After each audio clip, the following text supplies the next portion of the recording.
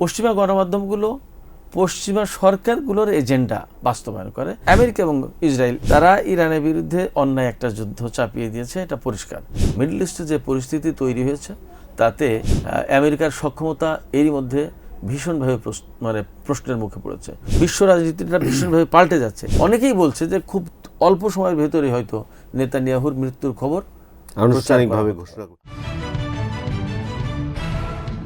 Daily Times of বাংলাদেশের নিয়মিত talk show Times টকে আপনাদের স্বাগত জানাচ্ছি আমি ইলিয়াস খান। প্রায় 3 সপ্তাহ হলো ইরান যুদ্ধ শুরু হয়েছে। ইরানের উপর মার্কিন যুক্তরাষ্ট্র এবং ইসরায়েল বর্বরোচিত হামলা চালিয়েছে। ইরানও কিন্তু রুখে দাঁড়িয়েছে। ওয়েস্টার্ন মিডিয়ার কল্যাণে আমরা যতটুকু জানি, মনে হচ্ছে শুধু ইসরায়েল এবং আমেরিকা ইরানকে ধ্বংস করছে, এর বিপরীত চিত্র আছে। এসব বিষয়ে নিয়ে আজকে আমরা কথা বলবো যিনি দীর্ঘদিন ইরানে ছিলেন, তেহরান রেডিওর সম্পাদক ছিলেন, সিনিয়র সাংবাদিক জনাব সিরাজুল ইসলাম। আপনাকে স্বাগত জানাচ্ছি। ধন্যবাদ ইলিয়াস ভাই। আমরা যে বিষয়টা আলোচনা করছিলাম, ওয়েস্টার্ন মিডিয়ার কল্যাণে শুধু মনে হয় যে আমাদের শুধু ইরানেই বুঝি বোম্বিং হচ্ছে, বাট ইরানও যে রুখে দাঁড়িয়েছে এই খবর কিন্তু বাইরে কম আসছে। বাট এখন ওয়ার্ল্ড মিডিয়া কিন্তু কিছু খবর দিতে বাধ্য হচ্ছে। আপনার কাছে শুনতে চাই আসলে কি হচ্ছে ইরানে। ধন্যবাদ ইলিয়াস ভাই, ধন্যবাদ টাইমস অফ বাংলাদেশের যত দর্শক শ্রোতা আছেন তাদের সবাইকে।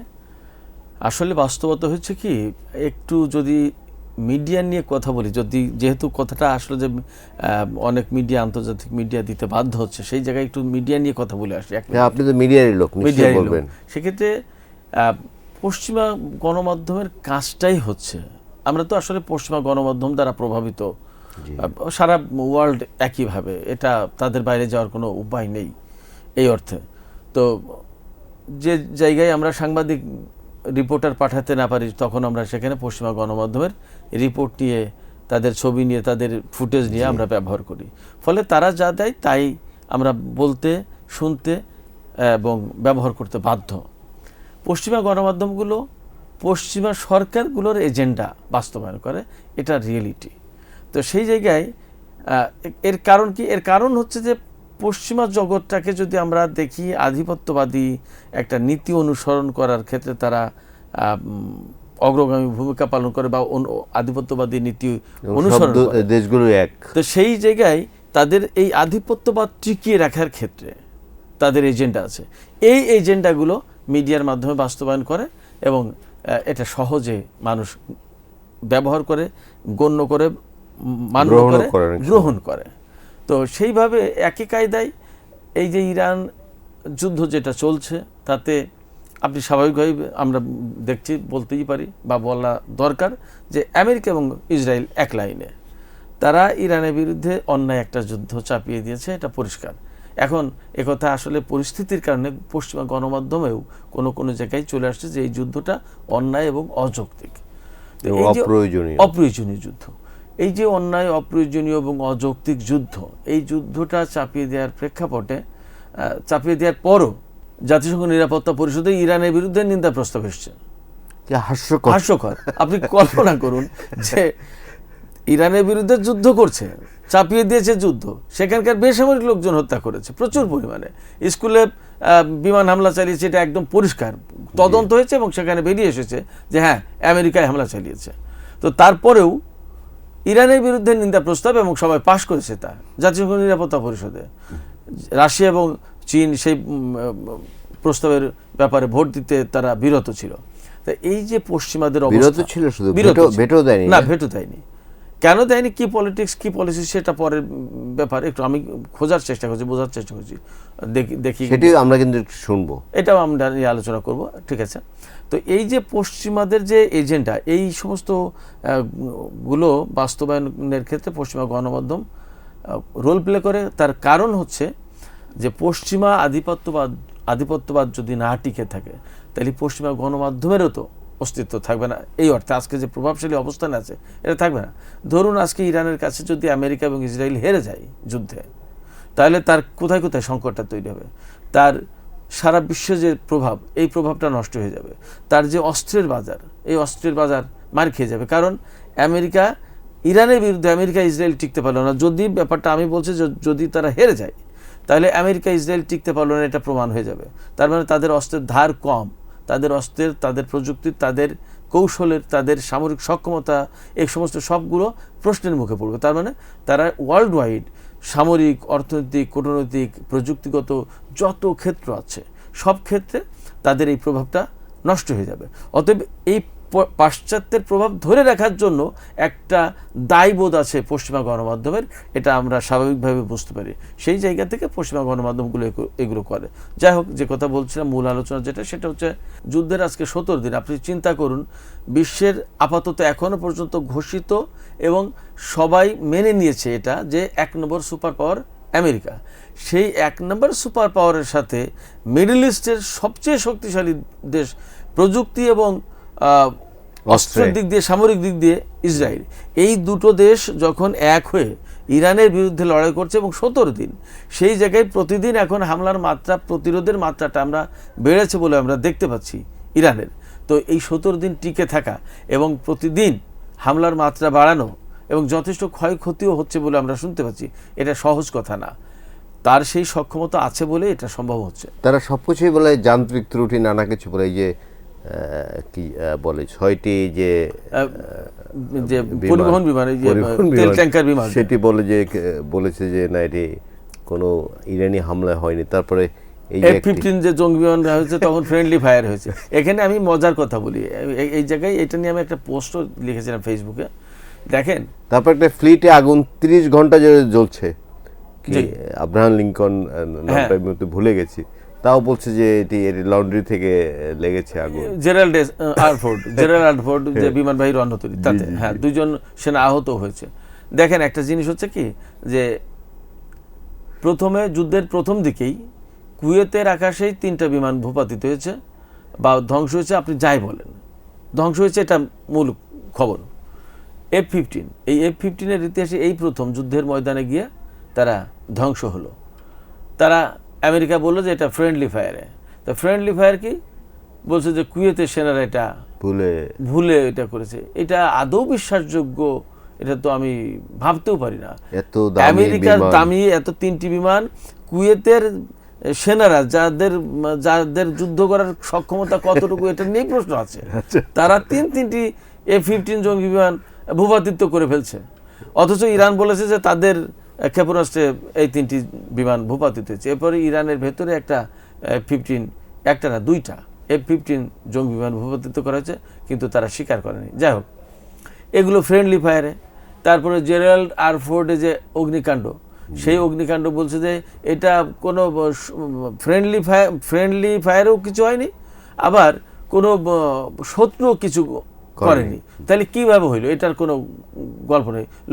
লন্ডন থেকে জেরাল্ড আরফোর্ড, যেটা বিশ্বের সবচেয়ে আধুনিক, সবচেয়ে বড়, সবচেয়ে সক্ষম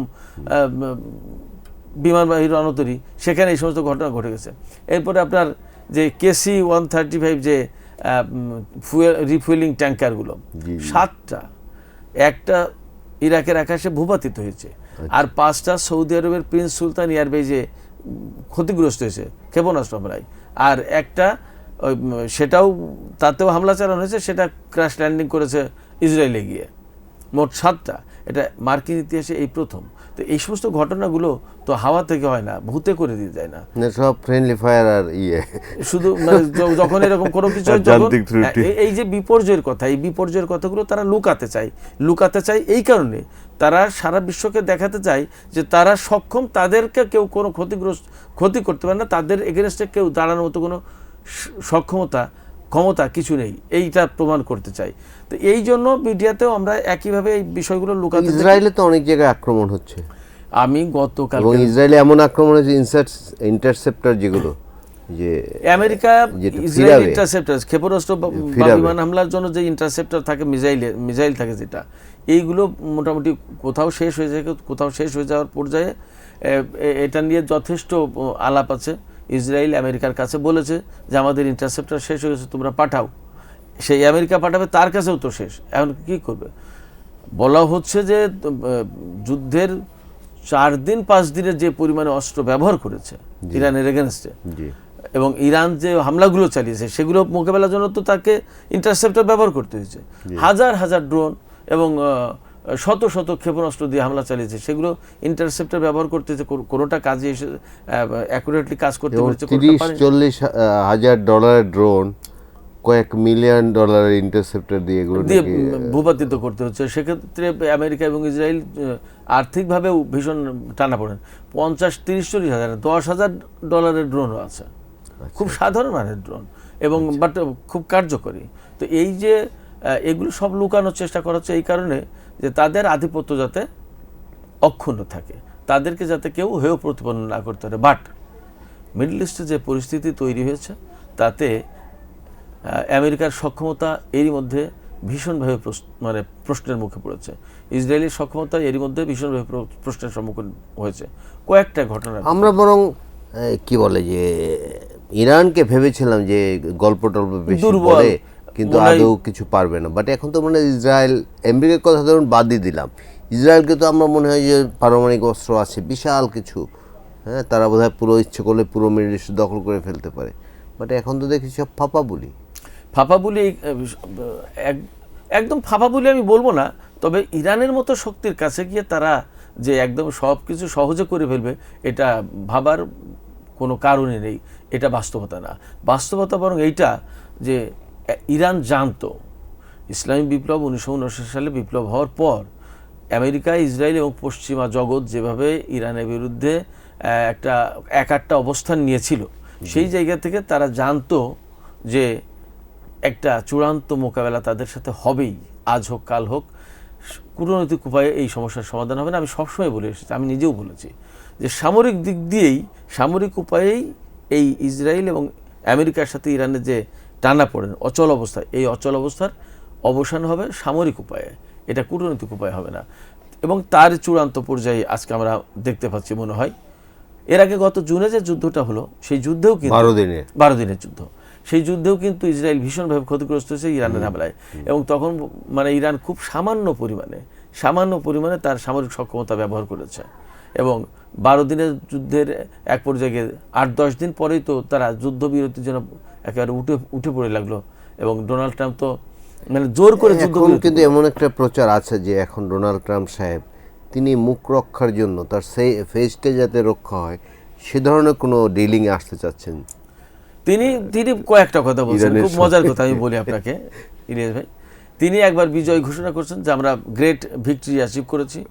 উনি তো great, big, very big, beautiful এই সমস্ত কথাগুলো খুব চর্চা করেন। তো উনি বলছেন যে আমরা খুব গ্রেট একটা ভিক্টরি অ্যাচিভ করেছি ইরানের বিরুদ্ধে। তা গ্রেট ভিক্টরি যদি অ্যাচিভ করেন, তাহলে আবার হরমুজ প্রণালীতে বিভিন্ন দেশের তেলবাহী জাহাজের নিরাপত্তা দেওয়ার জন্য, সেগুলোকে এসকর্ট করে পারাপার করার জন্য বিশ্বের বিভিন্ন দেশের কাছে আপনি কেন সাহায্য চাইছেন? পায়নি কিন্তু কোথাও। পৃথিবীর একটা দেশও তার এই আহ্বানে সাড়া দেয়নি। প্রত্যেকটা দেশ কয়েকটা কথা বলেছে। এবং তিনি কিন্তু খুব দুঃখ নিয়ে বলেছেন যে যে দেশগুলোকে বিভিন্ন সময় রক্ষা করেছে, বিভিন্নভাবে সহযোগিতা করেছে, তারা কেউ আমার ডাকে সাড়া দিল না। এবং তিনি শুধু এই দুঃখই আফসোসই করেনি, তিনি আবার থ্রেটও দিয়েছেন। তিনি তো থ্রেট দিতে পছন্দ করেন। তিনি থ্রেট দিয়েছেন বিশেষ করে নেটোভুক্ত দেশগুলোকে। নেটোভুক্ত দেশগুলোকে তিনি থ্রেট দিয়ে বলেছেন যে নেটোভুক্ত দেশগুলো যদি আমার ডাকে সাড়া না দেয়, আমার এই হেল্পে যদি এগিয়ে না আসে, তাহলে তাদের খারাপ ভবিষ্যৎ, তাদের জন্য খারাপ ভবিষ্যৎ আছে, এই যে হুমকি। কিন্তু তারপরেও দেখেন Canada, Australia, Britain, Germany, France, এই সমস্ত দেশ মানে তার ডাকের অপেক্ষায় থাকে, এরকম একটা ব্যাপার অতীতে আমরা তাই দেখেছি। এখন সে সমস্ত দেশ কিন্তু একেবারেই নেই। নট অনলি দ্যাট, বিশ্ব রাজনীতিটা ভীষণভাবে পাল্টে যাচ্ছে ইলিয়াস ভাই। দেখেন কানাডা কিছুদিন আগে কিন্তু চীনের সাথে একগাদা চুক্তি করেছে। কানাডার প্রধানমন্ত্রী কার্নি, তিনি চীন সফরে গিয়ে কিন্তু একগাদা চুক্তি করে এসেছেন। ব্রিটেনের প্রধানমন্ত্রী কেয়ার স্টারমার, তিনিও চীন সফর করে এসেছেন, একগাদা চুক্তি করে এসেছেন। জার্মানির পররাষ্ট্রমন্ত্রী বা চ্যান্সেলর সম্ভবত, উনিও চীনে যাবেন। এবং তিনি বলেছেন যে চীন থেকে আসলে বিচ্ছিন্ন থাকার, মুখ ফিরিয়ে রাখার কোনো মানে নেই, চীনকে অস্বীকার করার উপায় নেই। নট অনলি দ্যাট, এই যে আপনার ডোনাল্ড ট্রাম্প, তিনি নিজেও কিন্তু এই মাসের শেষে চীন সফরে যাবেন, কথা রয়েছে। কেমন? তার মানে এই চীনকে ইগনোর করে পশ্চিমা জগতের আর কোনো উপায় নেই। বিশ্ব রাজনীতিটা ভীষণভাবে পাল্টে যাচ্ছে। এই চীন হচ্ছে ইরান, চীন এবং রাশিয়া একটা বলয় গড়ে তুলেছে, এটা পশ্চিমারা স্বীকার করুক না করুক, তাদের সমর্থকরা স্বীকার করুক না করুক, এর this সাথে is কি the reality. উত্তর কোরিয়াও আছে? হ্যাঁ, উত্তর কোরিয়া আছে। অর্থাৎ মার্কিন বিরোধী যে দেশগুলো তার প্রত্যেকেই এখানে আছে। এটা একটা মূল বলয়টা ইরান, রাশিয়া, চীন, এবং এদের ভেতরে কিন্তু একটা চুক্তি আছে, কৌশলগত চুক্তি আছে 25 বছরের। আচ্ছা, এর বাইরে যদিও উত্তর কোরিয়া, ভেনিজুয়েলা বা আদার কান্ট্রি, সেগুলো আমেরিকা বিরোধী অবস্থানে থাকার কারণে এরাও এই বলয়ের পার্টনার বলা যায়। কিন্তু রাশিয়া, চীন এবং ইরানের বিরুদ্ধে একদম আলাদা একটা বলয় আছে। এই যে মানে ইউনিপোলার ওয়ার্ল্ড অর্ডারের এগেনস্টে একটা মাল্টিপোলার ওয়ার্ল্ড অর্ডার করতে চাই, এই বলয়টা গড়ে তুলেছে চীন, রাশিয়া এবং ইরান। এখানে কোনো দেশকে আসলে ছোট করে দেখার কোনো সুযোগ নেই। ইরান কি সহযোগিতা পাচ্ছে চীন থেকে? আমরা শুনি যে গোপনে সহযোগিতা করছে, আদৌ কি করছে? ডেফিনেটলি সহযোগিতা পাচ্ছে। চীন, রাশিয়া সব জায়গা থেকে সহযোগিতা পাচ্ছে আপনার ইনফরমেশন থেকে শুরু করে ইনফরমেশন টেকনোলজি, আবার যুদ্ধের যে সমস্ত টেকনোলজি সরঞ্জাম সব কিছুই পাচ্ছে। আমরা এরই মধ্যে জেনেছি, আমার ছেলে তো ইরানে থাকে। আমি সেই প্রসঙ্গে আসতে চাচ্ছিলাম। ও তো ইরান একটি মেডিকেল কলেজে পড়ে, মেডিকেল ইউনিভার্সিটিতে পড়ে। তিনি তো একদম তার সামনে তো সব ঘটছে বা আশেপাশে ঘটছে অনেক কিছুই। তিনি কি জানাচ্ছেন আপনাকে? আমাকে যা জানাচ্ছেন, শুধু আমার ছেলে না, আমার সাবেক সহকর্মীরাও তো রয়েছেন সেখানে, অনেকেই রয়েছেন, তারাও যা জানাচ্ছেন বা আমিও প্রতিনিয়ত খবর রাখার চেষ্টা করছি। তাতে ব্যাপারটা হচ্ছে এই যে হামলা হচ্ছে, ইরানে হামলার ধরনগুলো আমি বলি। ইরানে এখনও সরাসরি আমেরিকা বা ইসরায়েলের বিমানগুলো খুব সরাসরি যাচ্ছে না। বেশিরভাগ ক্ষেত্রেই ইরাকের আকাশ থেকে, সিরিয়া থেকে বা আজারবাইজানের ওই দিক থেকে, অর্থাৎ দূরবর্তী অবস্থানে থেকে, ইরানের সীমানার বাইরে থেকে বিমান হামলাগুলো করছে। ওখান থেকে বিমান থেকে ক্ষেপণাস্ত্র বা বোমা, যেগুলো ট্যাকটিক্যাল বোমা, যেগুলো ক্ষেপণাস্ত্র মতো উড়ে যায়, গিয়ে লক্ষ্যবস্তুতে হামলা চালায়, এরকম বিমান হামলা চালানোর চেষ্টা করছে। তার কোনোটা বিমান, ইরানের প্রতিরক্ষা ব্যবস্থা, আকাশ প্রতিরক্ষা ব্যবস্থা যেটা ডিফেন্স সিস্টেম, এগুলোতে ভূপাতিত করছে, কোনোটা হামলা মানে টার্গেট। এবং এটা কোনো বাছবিচার নেই না, তারা কোনো না, এতে তো বাছবিচার নেই এই অর্থে যে আপনার প্রচুর পরিমাণে, আমরা এই পর্যন্ত প্রায় 2000-এর কাছাকাছি বেসামরিক লোকজন নিহত হতে শুনছি, এবং তার ভিতরে বহু সংখ্যক 20টার বেশি স্কুল ধ্বংস হয়েছে, বেশ কয়েকটা হাসপাতাল ধ্বংস হয়েছে, রেড ক্রিসেন্টের অফিস ধ্বংস হয়েছে, উদ্ধার কর্মীরা মারা গেছে। সেক্ষেত্রে বাছবিচার নেই, এবং আপনি বাছবিচারের কথা আসলে ভাবতেও পারেন না ইসরায়েল এবং আমেরিকার যুদ্ধের ক্ষেত্রে। জনগণকে উস্কে দিয়ে, জনগণকে রাস্তায় নামিয়ে এনে সরকার পরিবর্তন করতে চেয়েছিল। এই টার্গেট নিয়েই তো যুদ্ধটা শুরু, এই ঘোষণা দিয়েই তো যুদ্ধ শুরু।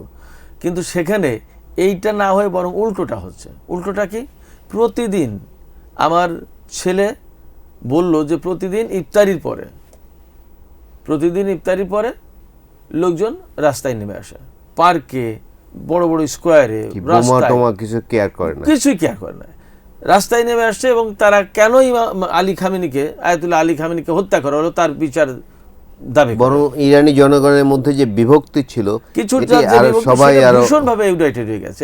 এই তাকে হত্যার পরে, সর্বোচ্চ নেতাকে হত্যার পরে বা ইরানের উপরে এই যুদ্ধ চাপিয়ে দেওয়ার পরে ভীষণভাবে তারা ঐক্যবদ্ধ হয়ে গেছে যে এটা তো হওয়ার কথা না। আমরা তো সরকারের বিরোধিতা করি কিছু কিছু জায়গায়, কিন্তু আমাদের লিডারকে তো হত্যা করার কথা না। কারণ লিডার তো শুধু রাষ্ট্রের সর্বোচ্চ নেতা না, উনি তো ধর্মীয় ব্যক্তিত্ব, উনি তো ইমাম, আধ্যাত্মিক নেতা, উনি তো ইমাম। শিয়া মাযহাবে যে মার্জা, উনি তো একজন মার্জা। তার কাছে ট্যাক্স জমা দেয়, ওই যে আপনার জাকাতের যে খুমসের যে পয়সা, টাকা, এগুলো তো তার কাছে দেয়। এগুলো বিরাট ব্যাপার। শিয়া মাযহাবে এটা খুবই গুরুত্বপূর্ণ। তো সেই শিয়া মাযহাবের নেতাকে হত্যা করা হয়েছে, তার মানে কি? তার অনুসারীরা প্রত্যেকটা ব্যক্তি এই অপেক্ষায় আছে কবে তার হত্যার প্রতিশোধ দেবে। এবং ইরানি সেনাবাহিনী তো বলেছে, হ্যাঁ, যে রিপাবলিকান গার্ড, যে নেতানিয়াহু এবং ডোনাল্ড ট্রাম্প দুইজনই টার্গেটে থাকবে। ডোনাল্ড ট্রাম্প একটু টাফ বোধহয়, বাট নেতানিয়াহুকে তারা যেভাবে হোক, হ্যাঁ, এবং ডোনাল্ড ট্রাম্প টাফ হলেও ব্যাপারটা হয়েছে কি, যদি কেউ কোনো মিশন অ্যাকমপ্লিশ করতে চায় তাহলে তো তার সামনে সেটা টার্গেট হয়ে যায়, তখন সে অ্যাকমপ্লিশমেন্টের ব্যাপারটা। আপনার কি মনে হয়, যে নেতানিয়াহুর কথা শুনছি আমরা, যে তাকে হত্যা করা হয়েছে, তার ভাই সহ, স্ত্রী ছিলেন সঙ্গে, তিনি যে বারবার জনসমক্ষে আসছেন, এগুলো সব এআই দিয়ে তৈরি করা। আপনার কি মনে হয় আসলে? আমি এ পর্যন্ত যা দেখলাম জি, তাতে দুটো জিনিস আমার কাছে মনে হয়েছে। সবচেয়ে বড় প্রমাণ তিনি দিয়েছেন যে জেরুজালেমের একটা ক্যাফেতে কফি খাচ্ছেন, এইটা নিয়ে। তা এখানে মজার কথা বলি আমি যে তিনি একজন প্রধানমন্ত্রী এবং এত প্রভাবশালী ক্ষমতাধর ব্যক্তি। এই ক্ষমতাধর ব্যক্তিকে আজকে প্রমাণ দিতে হচ্ছে যে তিনি বেঁচে আছেন। নট অনলি দ্যাট, তাকে আঙুল দেখাতে হচ্ছে যে আমার 6 আঙুল না, আমার 5 আঙুল, আমি বেঁচে আছি। তিনি কফি শপে গিয়ে কেন প্রমাণ দিচ্ছেন? মিডিয়ার সামনে উপস্থিত হলেই তো পারেন, যেখানে তিনি প্রতিনিয়ত মিডিয়ার সামনে কথা বলেন। তিনি কিন্তু মিডিয়া ফেস করতে খুব আগ্রহী, হ্যাঁ আগ্রহী, এবং তিনি ইরানকে একদম চুরমার করে দিচ্ছেন ব্যাপকভাবে। সেখানকার কর্মকর্তা, সর্বোচ্চ নেতা, আর্মি অফিসার এদেরকে হত্যা করেছে। এটা তো তার জন্য বিরাট একটা খুশির ব্যাপার, তার জন্য তার বিরাট একটা অ্যাচিভমেন্ট। এগুলোই তো তিনি চেয়েছিলেন। তা সেইগুলো বলার জন্য তো তাকে মিডিয়ার সামনে আসতে হয়, এবং তিনি মিডিয়ার সামনে আসার জন্য উৎসুক হয়ে থাকেন। সেই জায়গায় এখন মিডিয়াতে দেখা যাচ্ছে না। শুধু তাই না, আর একটা ঘটনা আছে। 4 দিন আগে সম্ভবত ক্যাবিনেট মিটিং হয়েছে, সিকিউরিটি রিলেটেড একটা ক্যাবিনেট মিটিং হয়েছে, সেই মিটিংয়ে তিনি ছিলেন না। তো এই সময় যুদ্ধ পরিস্থিতি, তার মৃত্যু নিয়ে নানা রকমের গুজব, এবং যখন খুব ক্রিটিক্যাল স্টেজে যুদ্ধটা, এবং বলা হচ্ছে আমরা যা দেখতে পাচ্ছি তাতে যুদ্ধের মাত্রা বাড়ছে। এটা আন্তর্জাতিক মিডিয়াতেই বলছে, এটা আমার কথা না, আন্তর্জাতিক মিডিয়াতেই বলছে যে যুদ্ধের মাত্রা বাড়ছে, এবং পরিস্থিতি কিন্তু আসলেই আমেরিকা এবং ইসরায়েলের অনুকূলে নেই। তো এইরকম একটা পরিস্থিতিতে সিকিউরিটি ক্যাবিনেটের মিটিং হচ্ছে, সেখানে নেতানিয়াহু নেই, এটা ভীষণভাবে প্রশ্নের জন্ম দেয়। ফলে এবং আমরা আরও বিভিন্ন জায়গা থেকে, পশ্চিমা গণমাধ্যম থেকে এইরকম খবর পাচ্ছি। আসলে এখন তো মূলধারার গণমাধ্যমে যে খবর পাওয়া যায় তার চেয়ে বেশি খবর পাওয়া যায় কিন্তু আপনার সামাজিক মাধ্যমগুলো, বিশেষ করে ইউটিউব চ্যানেলে, তারপরে আপনার এক্সে, তারপরে টেলিগ্রামে, এই সমস্ত বিভিন্ন জায়গায় কিন্তু চলে আসে খবর। তাতে মোটামুটিভাবে অনেকেই বলছে যে খুব অল্প সময়ের ভেতরে হয়তো নেতানিয়াহুর মৃত্যুর খবর আনুষ্ঠানিকভাবে ঘোষণা করবে। আরেকটি বিষয় আমি লক্ষ্য করেছি যে ইরান যুদ্ধ নিয়ে সবাই তেল নিয়ে কথা বলছে, যে তেলের নানা সংকট সৃষ্টি হতে পারে। কিন্তু আরেকটি বিষয় আমি দেখলাম যে গালফ স্টেটগুলো যারা, ইভেন ইরানেরও, ইরান তো গালফ স্টেট, যাই হোক, তো এসব জায়গায় ব্যাপক পানির সংকট সৃষ্টি হচ্ছে। কারণ গালফ স্টেটগুলো, বাহরাইন, কাতার, কুয়েত, এরা কিন্তু অধিকাংশ লবণাক্ত পানি ডিস্যালিনাইজেশনের মাধ্যমে পানযোগ্য করে, এবং বাহরাইনের মধ্যে 96% পানি, 96% পানি। এই অনেক এটা কি শোধনাগার বলা যায়?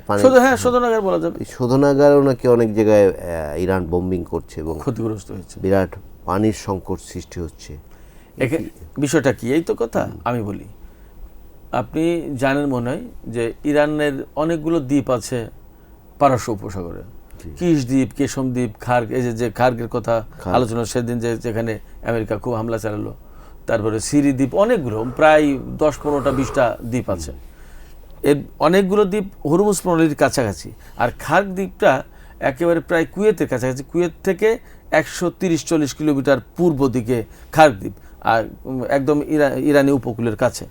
তো এই প্রত্যেকটা দ্বীপে তো মানুষ বসবাস করে, সেখানকার পানির ব্যবস্থা কি? এই ইরানও এই সমুদ্রের পানি ডিস্যালিনাইজেশনের মাধ্যমে পানযোগ্য করে তোলে। এই কিস দ্বীপ কিন্তু অত্যন্ত পর্যটক বান্ধব, একটা ট্যুরিজম বান্ধব একটা দ্বীপ, এবং প্রচুর পরিমাণে মানুষ কিস দ্বীপে যায়। এমনকি ইরানিরাও সময় পেলেই কিস দ্বীপে বেড়াতে যায়। খুব দেখার মতো, খুব চমৎকার জায়গা। আপনি গিয়েছেন? আমি কিস দ্বীপে যাওয়ার সুযোগ পাইনি, যাইনি, বাট জানি যে খুব সুন্দর জায়গা। তো এই কিস দ্বীপে 30টা গ্রামের লোকজন পানি খায় এই ডিস্যালিনাইজ করা পানি ইরানের। এই পানির ডিস্যালিনাইজেশন প্রজেক্টে বোমা হামলা চালিয়েছে বাহরাইন থেকে আমেরিকা। বাহরাইনের ঘাঁটি ব্যবহার করে এই কিস দ্বীপে হামলা চালিয়েছে এবং ডিস্যালিনাইজেশন প্রজেক্টে হামলা চালিয়েছে। তো তখন আলটিমেটলি ইরানের যুদ্ধের কয়েকটা নীতি বা কৌশল আছে, এটা একদম ঘোষিত। তারা সবসময় বলে যে উৎস থেকে হামলা হবে আমাদের বিরুদ্ধে, আমরা সেই উৎসে হামলা করব। যেভাবে হামলা করবে আমরা সেইভাবে হামলা করব, অর্থাৎ যেরকম ঠিক পাল্টা জবাব দেওয়া হবে, ব্যাপারটা এরকম। তো বাহরাইন থেকে যখন ইরানের এই ডিস্যালিনাইজেশন প্রজেক্টে হামলা চালিয়েছে, তখন বাহরাইনে যে ডিস্যালিনাইজেশন করার যে প্রজেক্ট, সেই প্রজেক্টে ইরান হামলা চালিয়েছে। বিষয়টা এরকম যে বাহরাইন সরকার যেহেতু মার্কিন সামরিক বাহিনীকে এই হামলা করার সুযোগ দিয়েছে, অতএব বাহরাইন সরকারও দায় দায়িত্ব আছে, অতএব তাদের প্রজেক্টে ইরান হামলা চালালো, ব্যাপারটা এরকম। তো এইভাবে অনেক জায়গায় পাল্টা হামলার ঘটনা ঘটছে। এবং এখানে আরেকটা ব্যাপার আছে ইলিয়াস ভাই, আমাদের যে পার্সিয়ান গালফ রিলেটেড যে সমস্ত আরব কান্ট্রিগুলো, এই আরব কান্ট্রিগুলোতে অনেক জায়গায় তেলের ডিপোতে বা অয়েল রিফাইনারিতে ইসরায়েল বা আমেরিকা ড্রোন হামলা চালিয়েছে বা চালানোর চেষ্টা করেছে, দোষ দিচ্ছে ইরানকে। এবং এই জায়গায় আমি খবরটা দেখলাম, মরক্কো থেকে কিছু ড্রোন আনা হয়েছে, জাস্ট কপি অফ ইরানের শাহেদ 136 কামিকাজে ড্রোনের কপি, ঠিক এই রকম এই মডেলের ড্রোন ব্যবহার করে, যাতে দেখানো যায় যে ইরানি ড্রোন। এবং ইরান এটা গত পরশুদিন কিন্তু ইরানের সর্বোচ্চ জাতীয় নিরাপত্তা পরিষদের সচিব ডক্টর আলী লারিজানি, তিনি একসময় IRIB প্রধান ছিলেন। আমি যখন 2001 সালে প্রথম ইরানে যাই, তখন কিন্তু তিনি আমাদের সেই অর্থে সুপ্রিম বস ছিলেন আর কি। এখন জাতীয় নিরাপত্তা পরিষদের তিনি সচিব। তো ডক্টর আলী লারিজানি বলেছেন যে 9/11-এর যে হামলাটা, ওই রকম একটা হামলার দৃশ্যপট তৈরি করে ইরানকে ফাঁসিয়ে দেওয়ার একটা ষড়যন্ত্র চলছে। তো এই যে ছোট ছোট যে সমস্ত ঘটনা, এই সমস্ত ঘটনাগুলো ঘটিয়ে ইরানকে দায়ী করে দেওয়ার চেষ্টা করা হয়েছে। এই কারণে আপনি একটা বিষয় খেয়াল করবেন যে এতদিনের যুদ্ধেও কিন্তু আরব দেশগুলো সরাসরি ইরানের বিরুদ্ধে যুদ্ধ ঘোষণা করেনি, তারা কেউ যুদ্ধ করতে যায়নি। এবং তারা বুঝতে পারছে যে আমেরিকা তাদের নিরাপত্তা দেওয়ার কথা বলে এখানে ঘাঁটি গেড়েছিল, সেই ঘাঁটির নিরাপত্তাই তো তারা দিতে পারছে না আমেরিকা, তাদের নিরাপত্তা দেবে কোথা থেকে? বরং এখন মার্কিনীদের নিরাপত্তা দিতে হচ্ছে আরব দেশগুলোকে। তো যার কারণে তারা কিন্তু ওখানে যে মার্কিন সৈন্য আছে, তারা নাকি বিভিন্ন দেশে হোটেলে গিয়ে আশ্রয় পালিয়ে বেড়াচ্ছে, পালাতে বাধ্য হচ্ছে। কারণ হচ্ছে ওই সমস্ত সামরিক ঘাঁটিগুলো ধ্বংস করে দিয়েছে ইরান, ব্যাপকভাবে ড্রোন হামলা চালিয়েছে এবং ক্ষেপণাস্ত্র মেরেছে। এবং ফ্যাক্ট হচ্ছে কি, যে এই ক্ষেপণাস্ত্র এবং ড্রোন মোকাবেলা করার প্রযুক্তি ইরান, আমেরিকা এবং ইসরায়েলের হাতে খুব একটা নেই। আগেই তো বললাম যে আমরা ইন্টারসেপ্টর তাদের শেষ হয়ে আসছে, এটা একটা ব্যাপার। আরেকটা ব্যাপার হচ্ছে যে আপনার হাইপারসোনিক যে ক্ষেপণাস্ত্রগুলো, এই ক্ষেপণাস্ত্র আটকানোর মতো কোনো সুযোগ নেই তাদের। ইরান থেকে কালকে একটা ক্ষেপণাস্ত্রের নাম দেখলাম, নাম ভুলে গেছি, সিজিল 2 ডান্স করতে করতে যাচ্ছে, সিজিল 2 ভয়াবহ ক্ষেপণাস্ত্র। এই সিজিল 2 ক্ষেপণাস্ত্রের ওজন হচ্ছে 23.5 টন ওজন। 1 টন মানে 1000 কেজি, 23.5 টন মানে 23,500 কেজি ওজন একটা ক্ষেপণাস্ত্র, যার ওয়ারেডের ওজন হচ্ছে 1.5 টন, 1,500 কেজি। এ যদি কোথাও পড়ে, বিস্ফোরণ, ভয়াবহ ধ্বংসযজ্ঞ চালায়। কেমন? তো ইসরায়েলে আঘাত হেরেছে। এই যে এই সমস্ত ক্ষেপণাস্ত্র ড্রোন দিয়ে আমেরিকার যে থার্ড এবং পেট্রিয়ট সিস্টেম, তাদের রাডার সিস্টেম, তাদের যে আর্লি ওয়ার্নিং সিস্টেম, ধ্বংস করে দিয়েছে বাহরাইন, সংযুক্ত আরব আমিরাত, কুয়েত, কাতার। এখন নিচ্ছে সাউথ কোরিয়া, যার কারণে আপনি দেখেছেন সাউথ কোরিয়া থেকে থার্ড এখানে আনতে, ওখানে থাকলে তো নিত না, তাই না? ওখানে থাকলে তার নিয়ে আসার কোনো প্রশ্ন ছিল না। অর্থাৎ এখানে যা ছিল সেগুলো ধ্বংস করে ফেলেছে। এবং আমি আপনাকে আর একটা কথা বলি, এই সমস্ত কথাগুলো আসলে আমি অনেকদিন বলেছি, লোকজন বিশ্বাস করতো না, হাসতো। বাস্তবতা এখন অনেকেই বুঝতে পারছে। এই যে ইয়েমেনের লুঙ্গি পরা হুতিরা, এই যে সৌদি আরবের বিরুদ্ধে 7টা বছর যুদ্ধ করেছে, 7টা বছর যুদ্ধ করে কিন্তু সৌদি আরব ইয়েমেনের হুতিদেরকে পরাজিত করতে পারেনি। শুধু তাই না, যখন হুতিরা চরম পর্যায়ে পৌঁছালো যুদ্ধের, তখন সৌদি আরবের আরামকো তেল স্থাপনা হামলা চালিয়েছিল ব্যাপকভাবে। সেই হামলা কিন্তু ঠেকাতে পারেনি আমেরিকার থার্ড পেট্রিয়ট কোনো সিস্টেমে। এই হুতিরা একেবারে ঘোষণা দিয়ে 2017-18 সাল বা 19 সাল 20 সালের দিকে সংযুক্ত আরব আমিরাতে ক্ষেপণাস্ত্র হামলা চালিয়েছে, একেবারে ঘোষণা দিয়ে। তারা বলেই দিয়েছিল যে আবুধাবি এবং দুবাইকে টার্গেট করে আমরা হামলা চালাবো। তো দুবাইয়ে মার্কিন বাহিনী নিযুক্ত আছে, সেখানে থার্ড পেট্রিয়ট সিস্টেম আছে। তারপরেও তাদের ক্ষেপণাস্ত্র কিন্তু ঠিকই আঘাত এনেছিল দুবাইয়ে এবং আবুধাবিতে, ঠেকাতে পারেনি। তার মানে দাঁড়াচ্ছে যে ভেতরে ভেতরে ইরানি প্রযুক্তিটা, সামরিক প্রযুক্তিটা এতটা ডেভেলপ করেছে যে আমেরিকার যে ডিফেন্সিভ সিস্টেম যেগুলো ছিল এগুলো আসলে এর মোকাবেলায় খুব একটা কার্যকর না। এটা প্রমাণ হয়ে গেছে বেশ অনেকগুলো ঘটনার মাধ্যমে। যেমন ইরাকে 2020 সালে ইরাকের আইন আল আসাদ ঘাঁটিতে হামলা চালালো ইরান। যতগুলো ক্ষেপণাস্ত্র মেরেছে ততগুলো ক্ষেপণাস্ত্র হিট করেছে, একটাও ঠেকাতে পারেনি, একটাও ভূপাতিত করতে পারে আমেরিকা। এরপরে 2019 সালের জুন মাসে পারস্য উপসাগরের আকাশে ইরানের দিকে গোয়েন্দাগিরি করার জন্য গ্লোবাল হক ড্রোন, সেই সময়কার লেটেস্ট প্রযুক্তির ড্রোন, সেটা এই ড্রোন পাঠালো, স্টিল প্রযুক্তির ড্রোন। এই ড্রোন সম্পর্কে আমেরিকা এবং পশ্চিমা বিশেষজ্ঞরা বলেছিল এই ড্রোন পৃথিবীর কেউ ট্রেস আউট করতে পারবে না, শুট ডাউন করতে পারবে না। কিন্তু ইরানের আকাশে পাঠানোর প্রথম দিনেই সিঙ্গেল মিসাইল দিয়ে শুট ডাউন করে দিয়েছিল ইরান। তো এই সমস্ত সক্ষমতা, ইরানের এই সক্ষমতাগুলো অলরেডি আগেই প্রুভ ছিল, কিন্তু আমেরিকা এবং ইসরায়েল গোয়ারতুমি করে এগুলোকে আমলে নেয়নি, বরং তারা গায়ের জোরে অনেক বেশি মাত্রায় হামলা চালিয়ে ইরানকে মাটির সাথে মিশিয়ে দেওয়ার চেষ্টা করেছে, বাট তারা ফেল করেছে। এই প্রসঙ্গে আপনাকে জানাই যে যখন সাউথ কোরিয়া এবং নর্থ কোরিয়ার যুদ্ধ হয়, পুরো নর্থ কোরিয়ায় মাত্র 2টি ভবন ছিল, ওদের যে রাজধানী, কিন্তু সেই দেশটি কিন্তু আবার ঘুরে দাঁড়িয়েছে। এবং জনগণ যদি ঐক্যবদ্ধ থাকে, এই অবকাঠামো ধ্বংস করে তো একটা জাতিকে ধ্বংস করা যায় না। তার মেধাকে আপনি ধ্বংস করবেন, তার ইতিহাস, ঐতিহ্য, তার সংস্কৃতিকে ধ্বংস করবেন। আমার যেটি মনে হয়, বা আপনি হয়তো আমার সাথে একমত হবেন, চীন এখানে বড় ধরনের সহযোগিতা করছে। আপনি দেখবেন এর আগে যে ভারত পাকিস্তান যুদ্ধ হলো, সেখানে কিন্তু ভারতের 3টি বিমান। ইলিয়াস ভাই, আমি আপনাকে বলি, চীন এখানে অবশ্যই সহযোগিতা করছে। সহযোগিতা চীনের নিজের প্রয়োজনেই করতে হবে, কারণ ইরানের যদি পতন হয় তাহলে মধ্যপ্রাচ্যে চীনের পা রাখার জায়গা থাকে না, কারণ বাদ বাকি সবই তো আমেরিকার পকেটে থাকা দেশ, খেয়াল করুন আপনি। আর চীনের যে বেল্ট অ্যান্ড রোড ইনিশিয়েটিভ, যেটা BRI, যেটা এইটা তো পাকিস্তান হয়ে ইরান হয়ে আপনার ইরান হবে হাব, মিডল ইস্টে হাব হবে, হাব হয়ে মিডল ইস্ট থেকে আরব দেশে বামে চলে যাবে আফ্রিকায়, আর ডানে চলে যাবে ইউরোপে।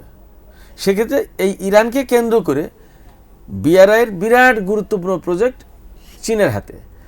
এবং এই চীন আজকে যে সচল অর্থনীতি, খুব ভাইব্রান্ট অর্থনীতি, এতে কিন্তু ইরানের অবদান আছে। এই অর্থে ইরান থেকে কিন্তু তারা তেল নেয়, ইরান যে তেল বিক্রি করে বড় অংশ কিন্তু ইরানের 90% তেল যায় চীনে।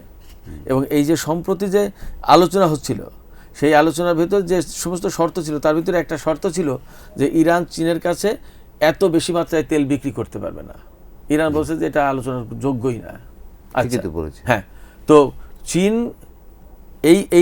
এছাড়া ওই যে বললাম যে ইউনিপোলার ওয়ার্ল্ড অর্ডারের এগেনস্টে যে মাল্টিপোলার ওয়ার্ল্ড অর্ডার গড়ে তুলতে চাই আপনার রাশিয়া, চীন এবং ইরান, এই জায়গায় 3টা দেশ, তো 3টা দেশ 3টা বাহু দিয়ে একটা ত্রিভুজ তৈরি করা হয়েছে। একটা বাহু যদি ভেঙে যায় তাহলে কিন্তু ওটা থাকবে না, ওটা নষ্ট হয়ে যাবে। ফলে ওই যে নিউ ওয়ার্ল্ড অর্ডার তৈরি করার জন্য যে বলয়টা, এই বলয়টাকে টিকে রাখার জন্য চীন এবং রাশিয়ার দায়িত্ব আছে ইরানকে টিকে রাখা। এবং ইরান যদি এখানে হেরে যায় তাহলে তারা যা করতে চায় তার কোনো কিছু সফল হবে না। ফলে হেল্প করতে আমরা চাই ইরান হেরে না যাক, বাংলাদেশের মানুষও চাই ইরান হেরে না যাক, বাট আমরা চাই যে সবগুলো দেশের মধ্যে বোধোদয় হোক, যুদ্ধ মানে জীবন ক্ষয়, মানুষ ক্ষয়, অর্থ ব্যয়, জনজীবন বিপর্যস্ত হয়, এগুলো যেন না হয়, সে আশাবাদ ব্যক্ত করে আমাদের আজকে আলোচনা শেষ করছি। আমাদের স্টুডিওতে আসার জন্য আবারও আপনাকে ধন্যবাদ জানাচ্ছি। আপনাকেও ধন্যবাদ ইলিয়াস ভাই।